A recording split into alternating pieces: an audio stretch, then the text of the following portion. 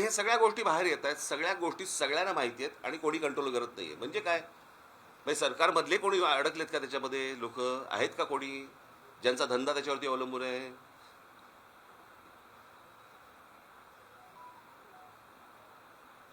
म्हणजे मला या सगळ्या गोष्टींची उत्तर सरकारने द्यावीत.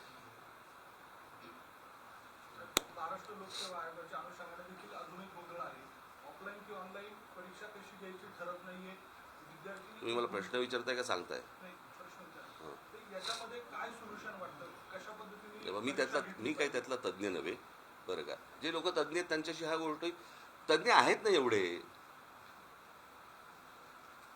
तज्ज्ञांची काय कमतरता आहे का? परंतु प्रश्न असा आहे ना सरकारचा, की सगळं आम्हालाच कळतं. ह्यातनं ज्या दिवशी सरकार बाहेर येईल आणि ज्या दिवशी तज्ज्ञांशी ज्यावेळेला चर्चा करून त्याच्यातनं काहीतरी सोल्युशन येईल तेव्हाच होईल ना, त्याशिवाय कसं होईल? आता ते नीलकंठीने आणले तर मला माहित आहे ते काय करणार आहेत. साहेब, काल मोहन भागवतांनी पण तरुणांशी संवाद साधला. एका बाजूला उशीर झाला.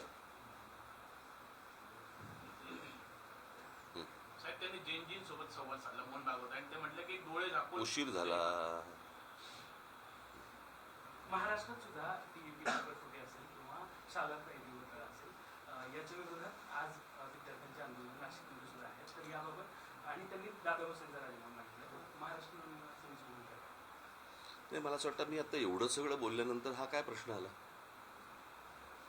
शिक्षण व्यवस्थेमध्येच जो गोंधळ आहे तो सुधारला पाहिजे ना हो.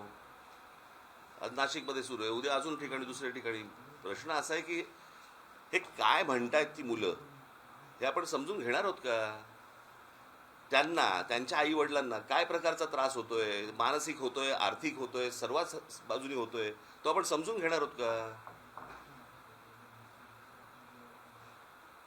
काय ही मुलं उगा, अहो त्या मोबाईलवरती ज्यावेळेला ती मुलं बघतात ना, जग ज्यावेळेला पाहतात त्यावेळेला मला सांगा कोण राहील इथे?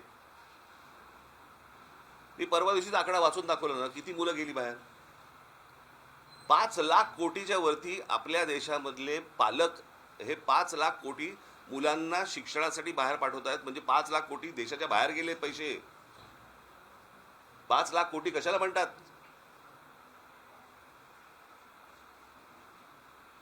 अहो या विद्यार्थ्यांचं काय घेऊ, म्हणजे याचं काय?